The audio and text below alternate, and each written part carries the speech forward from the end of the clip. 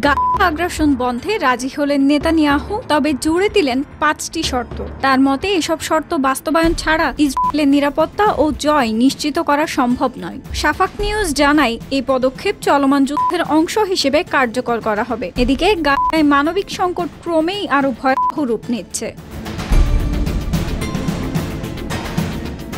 নেতানিয়াহুর দেয়া ৫টি শর্ত হল হামাসের সমস্ত অস্ত্র সমর্পণ করা, জীবিত ও মৃত সকল বন্দীকে ফেরত আনা, গাজাকে সম্পূর্ণ সামরিকহীন করা যাতে অস্ত্র তৈরি ও পাচার সম্ভব না হয়, গাজায় ইসরায়েলের নিরাপত্তা নিয়ন্ত্রণ বজায় রাখা ও সীমান্ত সুরক্ষিত রাখা এবং হামাস বা ফিলিস্তিনি কর্তৃপক্ষের বিকল্প বেসামরিক প্রশাসন গঠন। তিনি জোর দিয়ে বলেন, এসব শর্তই স্থায়ী শান্তি ও নিরাপত্তার ভিত্তি গড়ে তুলবে।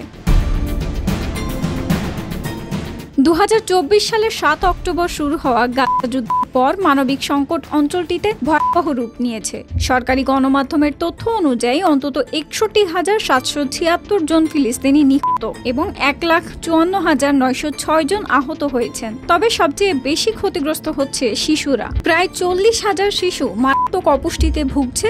৫ বছরের নিচে ২,৫০,০০০ শিশু তীব্র খাদ্য সংকটে রয়েছে এবং ১২ লাখ নাবালক চরম খাদ্য নিরাপত্তাহীনতার মধ্যে আছে।